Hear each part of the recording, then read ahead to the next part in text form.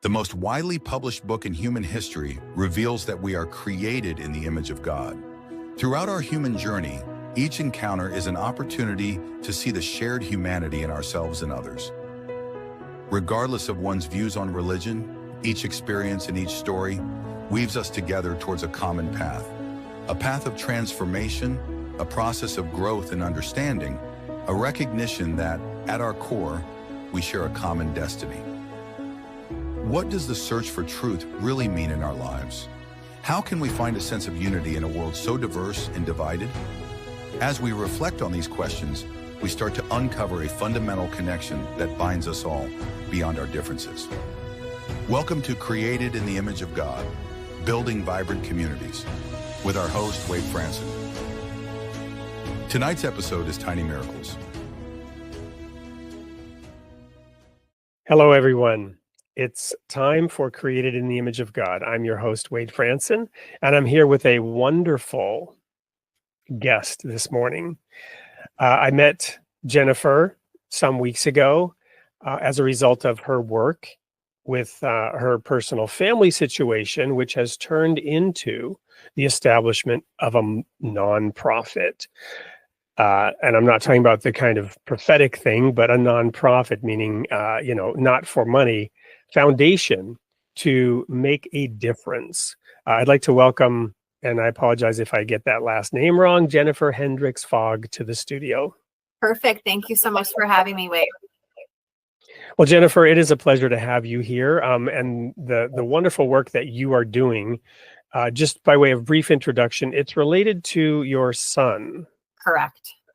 Who was born with certain challenges. You want to just share the brief situation there with the audience? Absolutely. So my son Logan was born with a very rare brain tumor. He was diagnosed at 3.5 months old. We were told several times he would never survive, never walk, never talk, never eat. I often joke and say he doesn't walk, he runs. He defied the odds. He has overcome every worst case scenario thrown at him. And he just turned 8 this past November. So 8 years of dedicated love and care going into this beautiful soul whom you were blessed with. Yes. That didn't come with an instruction manual and didn't come without some assembly required, if you will. Yes, for sure. Yeah, I often joke and say that, parenting doesn't come with a handbook, but being a special needs parent, cancer parent, that definitely does not have a handbook attached. Yeah, and it's probably hard for people to imagine. There are many people who don't have children, don't have a family. The full-time 24/7 dedication and love that I am sure it takes. Yes. And the dark valleys that maybe you have gone through from time to time over the course of those 8 years. Absolutely. Like I said, even the day our son was born, we were told he wasn't going to survive birth, and I knew I was considered a geriatric pregnancy. So I had my son at 40, and I knew that God did not give me this baby at 40 years old to take him away from me. So I knew from day one that he was special, and that, as my book says, which we'll talk about later, he's my tiny miracle. Well, personally, I'm a late bloomer. I say arrested development, actually, due to childhood challenges that I had, but greatly blessed. My wife went into labor on my 49th birthday. Oh, wow. But being that for my first child, for being an older dad like that, it has challenges too, but one of the benefits is the appreciation. So I can relate to the fact that you were 40. Yep. And you were immediately more mature than you would have been at 20. Absolutely. And I reflect on that a lot. I actually had a miscarriage in my early 20s, and I do thank God every day for that, because I knew at that time I wasn't ready. And I look back and I think, what if I would have had my son then? Could I have handled it and gotten him through the way I did now? And, I'll never know, but honestly, I don't know if I could have. Well, we're kind of meandering, which is fine by way of introduction. We'll get to the flow of the show the way we normally do it here in a moment. But on this topic, I've got to share. I was married twice. It's a long story. I've written a book about it. The second book is called The Hardness of the Heart, relating to Jesus' comment that, yeah, Moses allowed divorce because of the hardness of your heart, but from the beginning it was not so. The original intent and will of God is what I always seek to follow. We hold this treasure in earthen vessels. We stumble, we fumble, we don't submit fully to the will of God. We make so many humongous mistakes. But the example of Jesus, which was to pray, Father, take this cup from me. Mm-hmm. I don't want to go through what we agreed to. Before I was put on earth, we agreed to this, Father, but I don't want to do it now. Right. Nevertheless, thy will be done. So when we prayed in my first marriage that God would grant us a child, I had this sliver of wisdom, given the challenges that I had and my own insecurities, frankly, that helped me to use that prayer. And I believe I never asked God for a child without saying at the end of that prayer, nevertheless, if the timing's not right, if for whatever reason in your wisdom you don't think we should have that child, your will be done. Yep. And what a blessing that was, to your point about a miscarriage. And this gets to this whole pro-life, pro-choice debate. For people of faith, we don't want it to be our choice. Right. We want it to be God's will. And that's where some of the faith and confidence comes from, is through submission to that higher power, to that higher wisdom, right? Yep.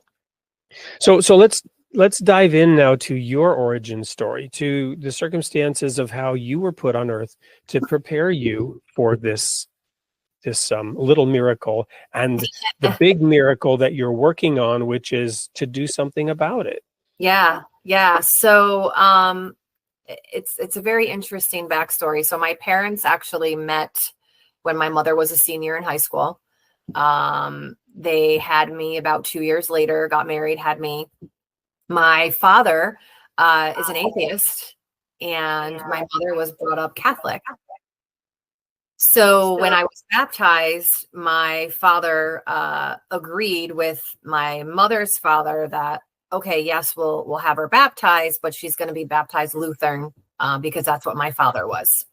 And so I never really was brought up in the church. I did go to church. I went to mass a handful of times growing up.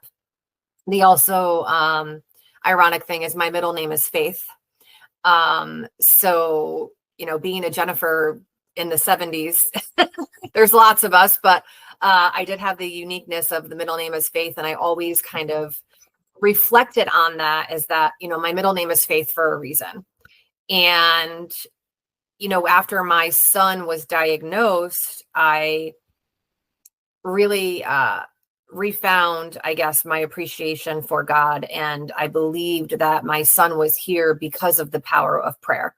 The day he was diagnosed, I posted it on social media, and we had prayers from all over the world. And I just knew that between my own personal faith and belief of his survival, the world had my back, and so did God, and so did this higher power.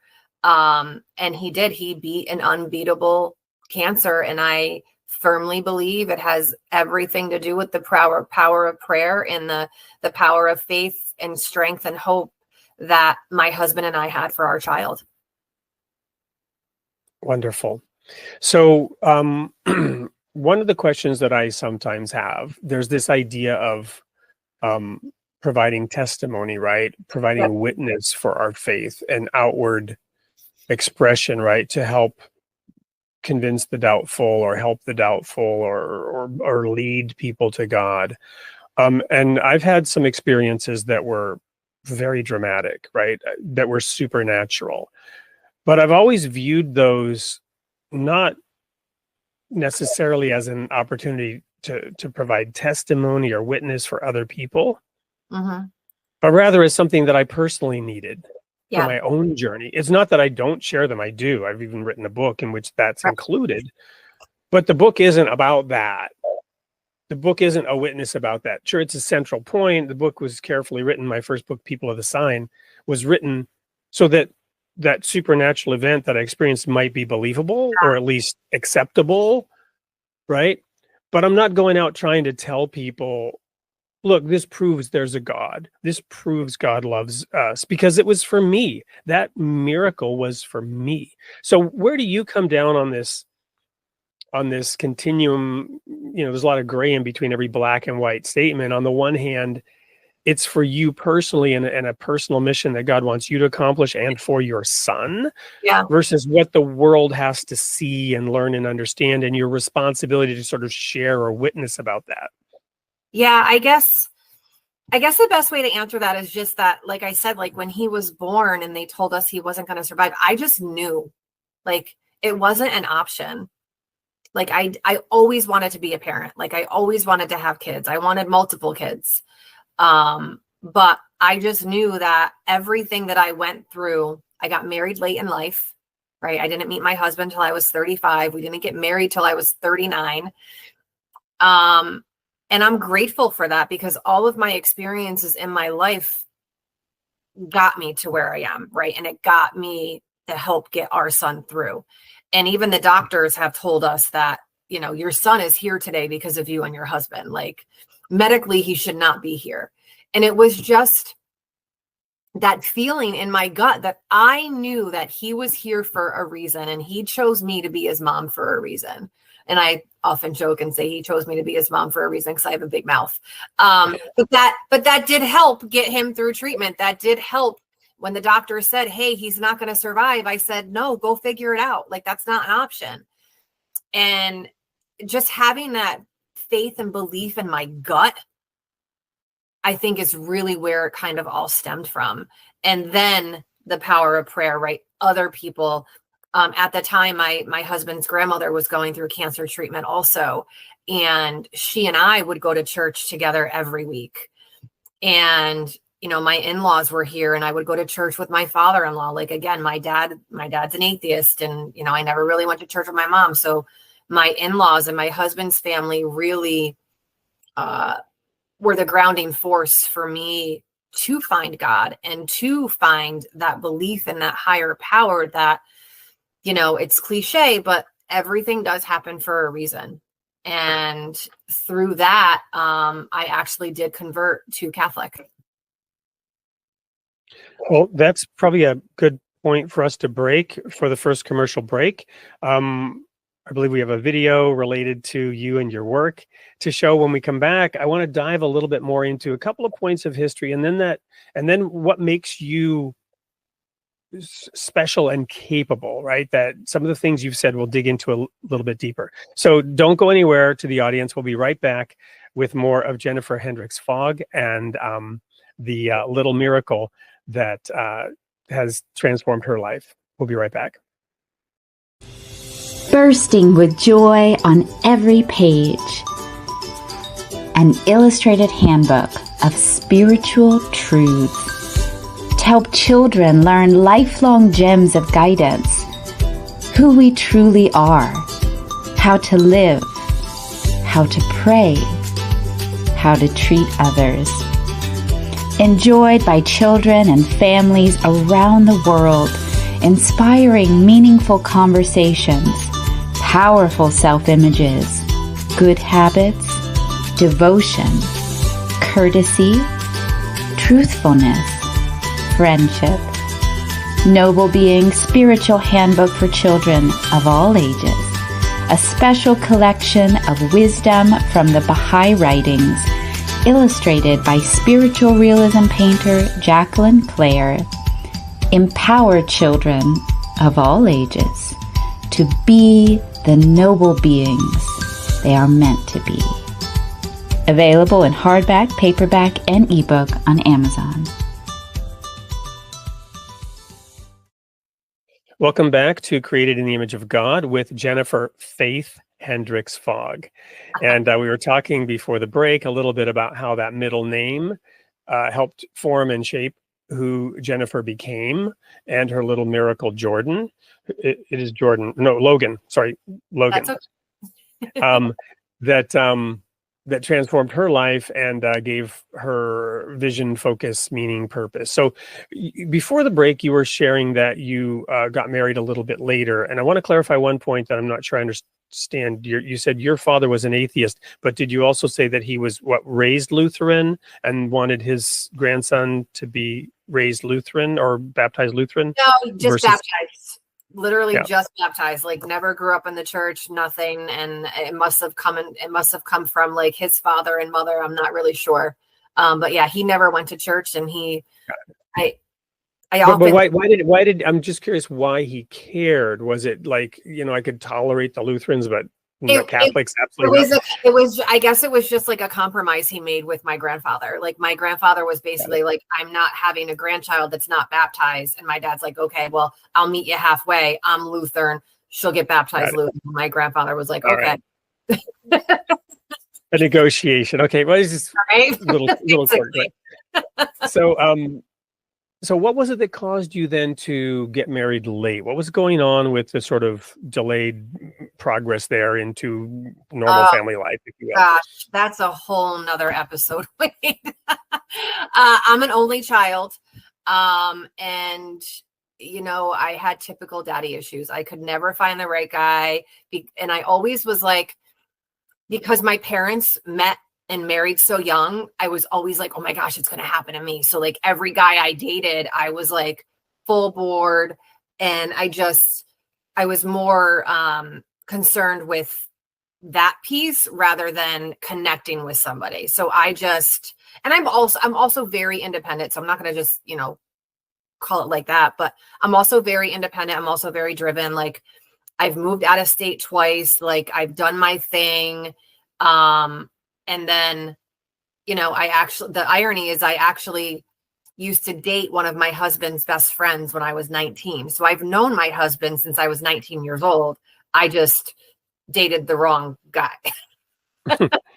Well, to your point, nothing happens, all things work together for good. Romans 8:28, for those who, I forget the last part, but are called according to his purpose, right?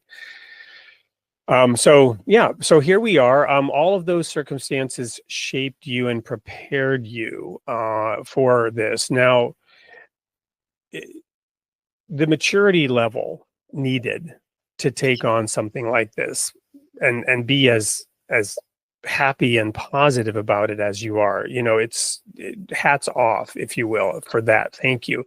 But what I want to dig into next is the selflessness, right? The ability to give up what many people would not be willing to give up to focus on this one child. Yeah. Tell me a little bit about where that comes from, where the desire to just selflessly be a conduit of God's love for this one child. Yeah. I mean, a lot of it has to, the universe aligned, right? Like my path was made for me. And it's on purpose. And I firmly believe that, prior to meeting my husband and all of my dating issues, I was also a job hopper. Like I would never stay in a job longer than 1.5 to 2 years. And like, I see both sides of it. Like, right. Some people are like lifers in their jobs and they never leave. But then there's other people like me that don't find their niche yet. And I actually, I had the knowledge and the confidence to say, hey, this isn't working and move on, where other people are kind of stuck. Right. So I work for a national insurance company and I've been very successful. And my career allowed me to not only be there for my son, but also take the time off and have the financial backing to be okay with not working while he was going through treatment. And everything was aligned for a reason. I had been with my company. I guess I can share it. So I'm an independent agent with Aflac. So I sell cancer insurance for a living. right? So I'd been with Aflac for 6 years before my son was diagnosed. And Aflac's Children's Cancer Center wrote my son's treatment plan. I had the cancer plan on my son. So between all those synchronicities, like, it happened for a reason. Like, as much as it sucks and it's like the worst thing anybody could experience, I know that it was meant to be and it was meant to happen. And my son chose me for a reason with all of that. I hope that answered your question. You did. I want to just quickly, this is my son here. We're talking, this is Caleb. Hi, Caleb. Nobody in the audience here has seen him. It's spring break. Gotcha. And I've never introduced my son to the audience here. Well, that was him. We're talking with Jennifer about her son, Logan, who's Caleb just turned 14. And he's enjoying spring break here home with dad.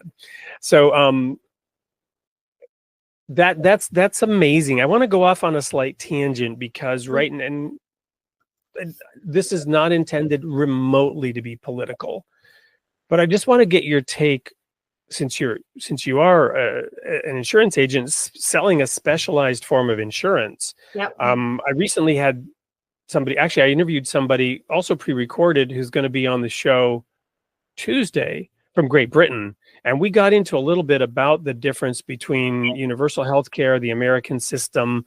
What would Jesus do? Would Jesus not want us all to have health care? Well, of course he would. But anyway, but what is proper health? I just want to get your opinion on the sort of issue of healthcare, insurance, and do you have an opinion? What input would you give into this conundrum that many people face, just from a policy perspective? I can't speak much on health insurance because I don't do health insurance. I do the supplemental voluntary benefits, but at the end of the day, health insurance was never designed to cover everything, right? Like, it was never designed to pay 100% of what we need, which is why what I do in the voluntary benefits market is more important and more prevalent, I think, more than ever. You know, at the end of the day, we're responsible for ourselves. And, you know, these policies were put into place for a reason, which, you know, again, everything happens for a reason. And if you're looking, it's more of a preventative, like, planning type of thing that we offer. Like, hey, I'm family planning, or, you know, I'm the sole breadwinner in my family. What can I do to protect them in the event I get sick or injured and I'm unable to work? Or, hey, cancer runs in my family. You know, what can I do to financially protect myself? Or, let's face it, like, cancer is non-discriminatory, as I've learned with my son. You know, he was born with a brain tumor. Like, how does that happen? It doesn't discriminate anybody. It can happen to anybody. Accidents happen all the time. And I think it's just being aware and educated of what your personal needs are and what could potentially happen down the road. I like how you frame that. My personal opinion on this is there is the responsibility of the individual. There is the responsibility of the community. Yeah. There is the responsibility of our institutions. And these things need to be balanced. Our institutions should not extend into taking responsibility for those things which are our personal responsibility, right? It's a fine line between social services and becoming dependent and even enslaved to a system, enslaved to a government, because we abdicate our personal responsibility. 100%. And it's a fine line. You know, Jesus said, the poor will always be with you. Now, you could imagine a utopia in which that is not true. But the truth is, that's a dystopia, right? Yeah. It's a dystopian vision to imagine that nobody would ever be poor. It doesn't work. It doesn't compute, because personal freedom of choice requires that we be allowed to make stupid decisions. Yep. and reap the consequences of our actions. Where, again, black and white and all the gray in between, how does that work out? We should be able to have an intelligent conversation about this, but in society, we don't. We have these polarized blaming and shaming. And even if you are reasonable about this, one side or the other will try to blame and shame you while you're trying to take a reasonable position. Yeah. Yep. Sorry for this digression, but I mean, I listen, I believe there should be a common sense party, and I'll just leave it at that. uncommon sense, right? Thank you. So getting back then to the thread of the story, share with us the first few weeks of Logan being born. What were they like as you immediately knew you were meant to fight for the life and the health of this beautiful gift? But what were some of the zigging and zagging into the ditches of hope and faith and despair that I'm sure happened? Sure. So being a geriatric pregnancy, that also means you get extra ultrasounds, so they monitor you and your baby's health a little bit more. So during one of our ultrasounds, they had said there may have been an issue with his kidneys, and they said it's really not a big concern. If there's an issue, as soon as he's born, it's easy to fix. I'm like, okay, great. So fast forward to my last ultrasound, which was Veterans Day in 2016. My husband and I were like 9 minutes late to the appointment. And if you were 10 minutes late, you don't get the appointment, you get rescheduled. So we made it just in the nick of time. And at the ultrasound, they said his kidneys looked great. However, they found fluid on his brain. The other thing that happened was there just happened to be a specialist that transferred to the hospital like that week that specialized in fluid on the brain. So they ordered an emergency MRI, which they then scheduled for like 2 weeks later. So I was like, I'm not waiting 2 weeks, because his due date was December 18th. And luckily I had friends of a friend. They were able to get me in a week later for an emergency MRI. We got a phone call that night that they wanted me to check in to the hospital the next morning for more testing. And I immediately looked at my husband and I said, we're having a baby tomorrow.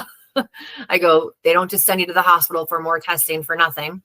He's like, no, we're not. And I was like, yes, we're having a kid tomorrow. I just knew it. And got to the hospital. The first doctor was a radiologist we saw. He said, we're so sorry. Your son has a deadly platelet disorder called NAIT, N-A-I-T. And it's basically where mom's blood and dad's blood just don't get along, for simplest terms. And I looked at him and I had a few choice words that I won't repeat now. And I said, figure it out, fix him. God did not get me this far to take my baby away. And then the NICU doctor came in and he said, look, he goes, it could be that. He goes, but it could be 50 other things. He goes, and we won't know until, we get him out. And he gave me the decision if I wanted to have Logan that day or the day after, as far as, how many steroids I wanted. And I go, let's just go. Let's get him out. Let's fix him. And I remember I had a C-section, and all I could think about was I just wanted to hear him cry. I just wanted to hear him cry. And I did. That kid came out kicking and screaming. And it was equally horrible as it was amazing, because it was just like a drive-by. They're like, here's your kid. And they take him right to a room. My husband got to hold him first, and he spent 5 days in the hospital getting tested for everything and anything. He had a neurologist, a neurosurgeon, developmental pediatrician, an oncologist, a hematologist, like all of my son's doctors we've had pretty much since the day he was born. And they tested him for anything and everything. And they're like, we just think it's a birth defect. We're just going to monitor it. So brought him home, and we had started physical therapy because they thought maybe there would have been some sort of development issues. Had an MRI on him 6 weeks later, and the brain bleed was dissipating. So they were very happy with that. So they're like, okay, come back again in another 6 weeks. We'll make sure, he's good to go. 6 weeks later, again, we go back, and I will never forget, I knew something was wrong the minute the doctor walked in the door and didn't say a word and waited for the nurse to walk out and close the door behind her. And he told us our son had a brain tumor. Wow. So we're going to go quickly to another commercial break. And when we come back, we're going to talk a little bit more about the highs and lows and what led you to start the foundation. So I'm moved to tears myself from your story of wanting to hear him cry. Yeah. And thinking about the birth of my own children and the miracle of birth. And this show is called Created in the Image of God. And dear friends, this is what this is all about. This is what this is all about. Furthering the work, the will of God, bringing many souls unto glory, whomever they are, in whatever way they are, and the contributions we can make. I am so honored and blessed to have met you, Jennifer, and to hear your story and to allow it to be shared. Don't go anywhere. We will be right back. Welcome to the Royal Falcon Foundation. Our curriculum and activities inspire and train adolescents through hands-on experiences, fostering growth and empowerment. Through immersive and challenging experiences, we shape young minds to think independently and develop their leadership skills.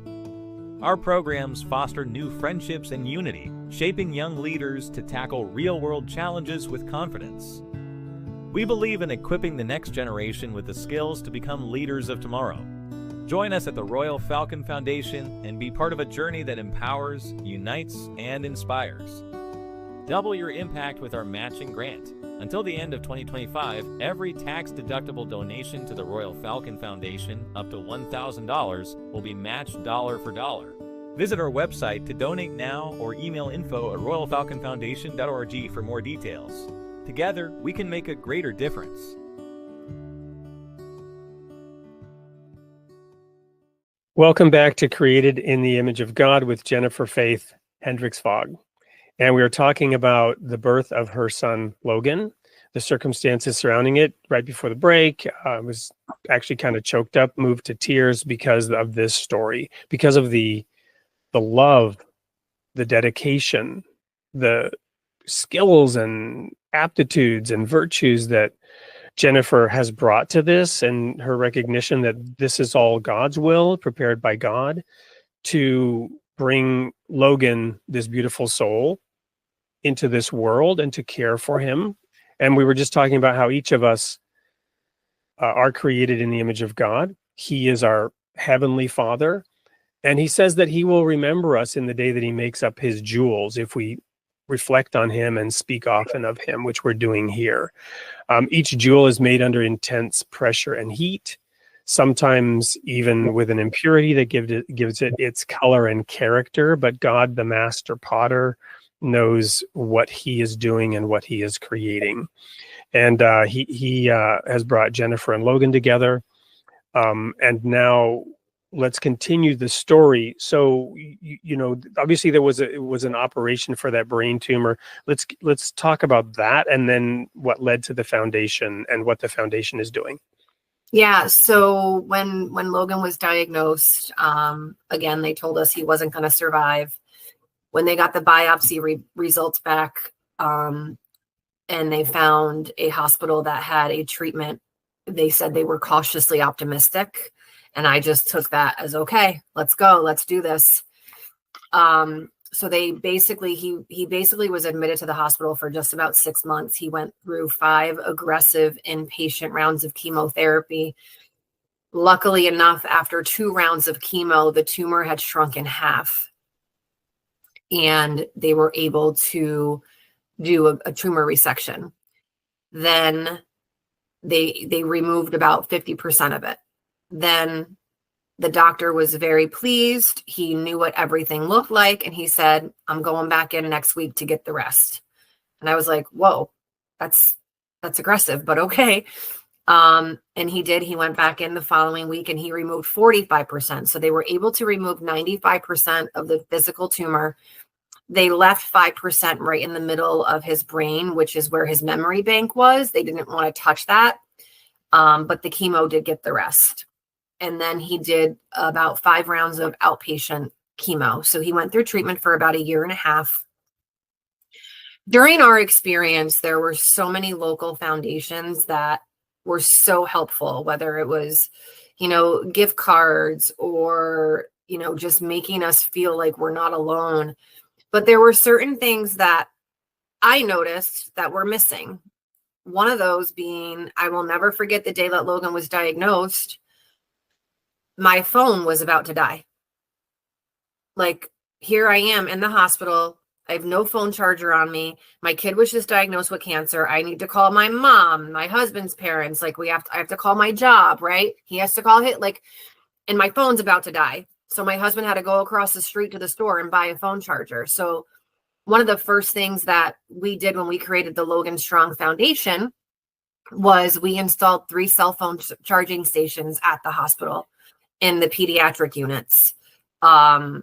So God forbid, somebody else was in that boat, because otherwise you're borrowing chargers, you're going to the store, you're spending money, but we installed those charging stations. Somebody also gifted my son, and I'm so upset I don't have one. I have a little mini one. Somebody gifted my son like a crocheted octopus. It's a lot bigger than this. And it was like his comfort companion throughout the entire journey. So my son's godmother crochets, and she teaches classes on how to make these crocheted octopus that we donate to the kids. We also give gas cards, gift cards for groceries, right? Talking about the cost of living, right? It's skyrocketing. We also give Amazon wish lists. So whether it's, they want to buy gifts for the kids for Christmas, or they just need cleaning supplies and diapers, like whatever they want, no judgment, we provide that.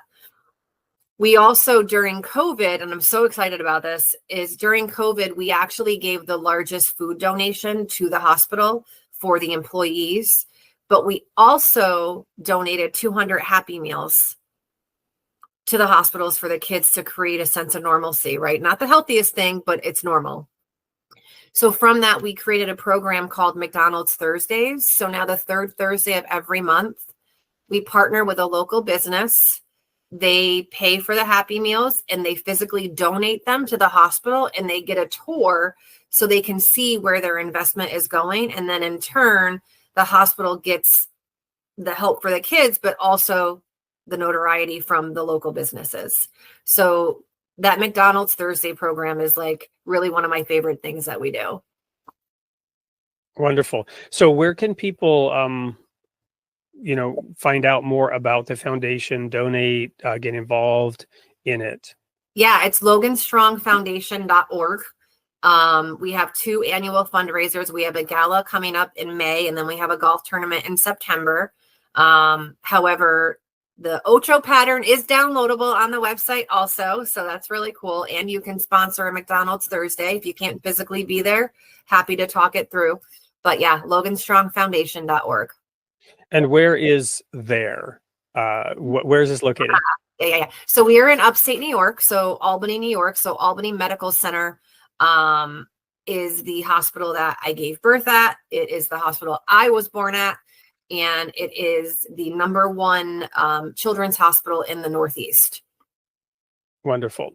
Well, I want to make a couple of comments here because I've been having discussions. I can't remember if it was on air or off air that I shared this guest we have coming up from Great Britain, where they have a national healthcare system, and there's a debate, right, about universal healthcare.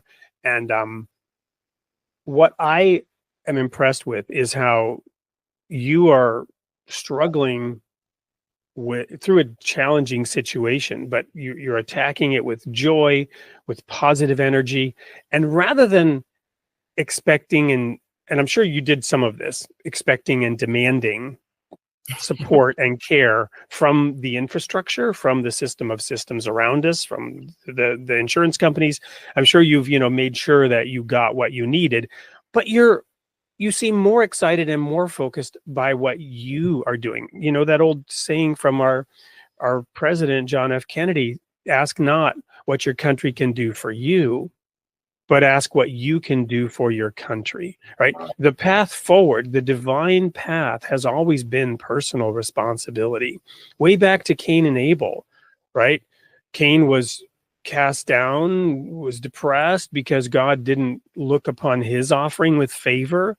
Abel's offering was accepted by God and Cain's was not. And Cain grew resentful and jealous. And what did God tell Cain? If you do well, will you not be received? ? So the very first children were being taught personal responsibility. Take responsibility for your own thoughts, your own actions. Don't blame somebody else. Don't blame circumstances. Take personal responsibility. Cain didn't, and he killed his brother. God protected him. He put a mark on him. He said, anyone that harms Cain will deal with me. He didn't want vigilante justice. He wanted the descendants to establish a just and a fair society, but not at the expense of individual responsibility. And this great nation that we live in, with a federal government, with state governments, with local governments, seeks the balance and the harmony of these things as civilization grows. And you're in it. You're providing voluntary, additional, supplementary insurance packages, right? Which, again, my guest from the UK is horrified that such a thing is necessary. But it is a balance between the individual, the institutions, the community as a whole. And I just love how you're threading that needle. Yeah, I want to comment on that real quick about the healthcare thing. So one of the things that we educate people on also is that even if your health insurance pays for everything, that's awesome. But if you're struggling through a cancer diagnosis or a broken leg and your health insurance is covered, that's great. But now you're not working, right? How are you going to pay your mortgage? How are you going to put food on the table? So regardless if health insurance covers something or not, we still have the cost of living expenses. So that's really like what I do is what really is helpful. Well, so do you also work with retired people and Medicare and all that, or how does that work? I can. Well, you and I should talk then, because we'll follow up on this offline. Because let's talk about this. All right. Because I love. And I'm kind of an anti-insurance guy. I'm kind of an anti-doctor guy, to be honest. I never ever got a flu vaccine, never. Right? I frankly don't believe in them. They're not vaccines. I'm not saying you shouldn't do it. I'm not telling anybody else what to do. But I'm that kind of old school. Just puff through it, right? And what doesn't kill you makes you stronger, and the flu's not going to kill you. Well, it does kill some people, right? And it kills those who are, on the margins and less advantaged and whatever. So I tend to, be that old self-reliance. But then when you have a family and others to worry about, you have to man up. You have to adult up. You have to woman up, right? And take personal responsibility. So, yeah, we'll talk. Yeah, but I think that goes with everything that we're talking about now. Like, it's just, so for me, I've been told I do what I do because it's a fight or flight, right? And I'm like, 8 years later, I'm still doing it. So that's not the case, right? I look at it as, again, I was chosen for a reason. I do everything that I do out of love, right? Out of love for my child, out of love for other people, out of love for life. And helping other people only helps me. And, with my career with AFLAC, with the Logan Strong Foundation, I wrote a book called Tiny Miracles about the first 5 years of our journey, including the good, the bad, and the ugly, me converting to Catholic, me firing my nanny, like all these things, not working, everything. And then in addition, I recently became a certified special needs life quality coach. So my goal is to really empower and encourage other parents and caregivers and businesses like myself, because at the end of the day, like, I didn't choose for my kid to have cancer. I didn't choose to not work for 2 years, but I figured it out and I made it work. So how can I help empower other caregivers like myself to be like, hey, yeah, you know what? This does suck. I'm not going to sugarcoat it. But these are the tools and techniques that I've used to put my big girl panties on, right? And get up every day and fight. Because I did it because my son didn't know any different. He didn't have a choice. I was the only choice that he had. So if I crumbled and buried myself in the ground, in the corner, crying my eyes out every day, what good is that to him as a 3-month-old baby that doesn't have anybody but me and my husband? Sorry, that was very passionate. No, I love it. And thank you for really providing testimony to the power of your middle name, right? Faith. So again, what an honor. www.loganstrong.org. LoganStrongFoundation.org. Okay, LoganStrongFoundation.org. Thank you. So we'll also put this in the text in the chat, and so that everybody can see and contact you, because you're just such an inspiration. And I want to thank you for taking the time to share your story. We will continue this conversation on a number of topics, perhaps have you back to check in on how this is going. Thank you. I'm just so honored and grateful to have met you and to be able to share some of this powerful testimony. I appreciate it. I want to give a quick shout out to one of our channels. This show airs out on multiple channels as part of the Soupcast network.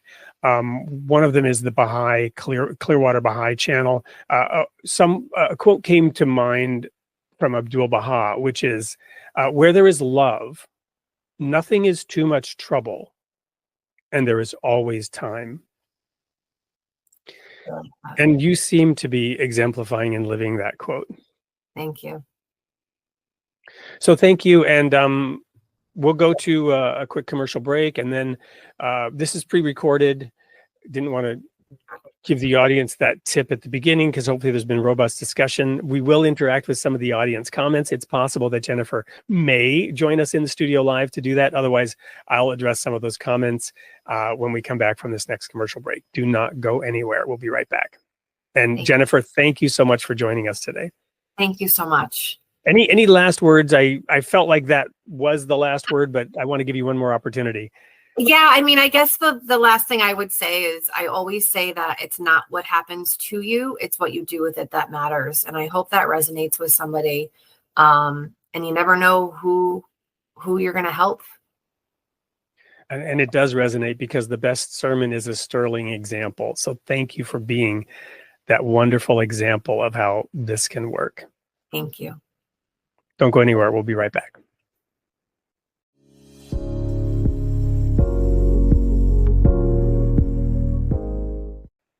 Hey everyone, it's Wade Franson back with another sneak peek into the Created in the Image of God show. This time it's for July 29th, and I have an amazing young man in the studio with me. It's Max Stossel, who is an award-winning artist named by Forbes magazine as one of the best storytellers of the year. And indeed, that is how I found him, with a little vignette that he did on YouTube or TikTok or one of these things the youngsters are using these days to tell their stories about two babies in a womb. And it blew me away. And I've since shared it in a number of situations. I can't believe I got him to be on the show with this old guy. Welcome to the studio, Max. Thank you for having me. Yeah, I'm glad to be here, and I'm glad that story resonated. Well, it did. And somehow we have this mystic connection because you live in Brooklyn, New York, and I live in Brooklyn, Wisconsin. And here we are. So tell me, Max, what led you to focus on that story? And I understood you did more with that story, or you'd already done more with that story before you put it out in an electronic format.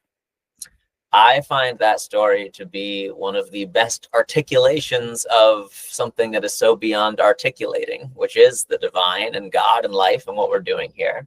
And I have always, since it was shared to me by my friend Alice Frank, who's a brilliant rabbi and storyteller in her own right, and I love that story and I share it all the time. And it's become the opening for this show about consciousness and life and death and my mom and psychedelics and love.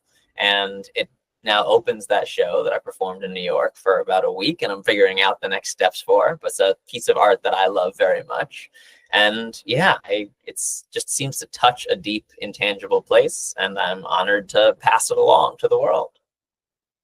Well, I'm excited to spend an hour with you in the studio exploring, your relationship with your mother, the nature of that story. I have my own stories, as my audience knows, and I feel confident that I'm going to learn some things from having you in the studio. One of the things that you shared with me as we were just preparing to do this little sneak peek was that your mother told you there is no afterlife, we just rot in the ground forever, and that didn't damage you permanently. How have you dealt with that, and how does that work out in your art and in your relationship with her? She didn't frame it like that when I was young. When I was young, I think, and I asked about it, she got sort of very intense and was like, people believe all sorts of different things. Like, for me, the way I comfort myself is it wasn't bad before I was born. And I think it would be a lot like, before I was born is probably after we die. But then as an adult, as I have been bringing these ideas that we might be preparing for life after delivery, that there is a beyond or a God or a consciousness or reincarnation or whatever that might be. Now she says it like, sounds nice, Max, but I think we just rot in the ground forever. And so as adults, we can have that conversation more lightly. A kinder, gentler nihilism. Something like. In any case, Max, it's a pleasure getting to know you here very briefly, and I'm very excited about the show that we're going to do together on July 29th. And to the audience, this is one you're not going to want to miss. I very much look forward to this. We're going to have a lot of fun, and I think you will too. So show up for the Creating the Image of God at 8 p.m. Central on July 29th with Max Stussel. See you there.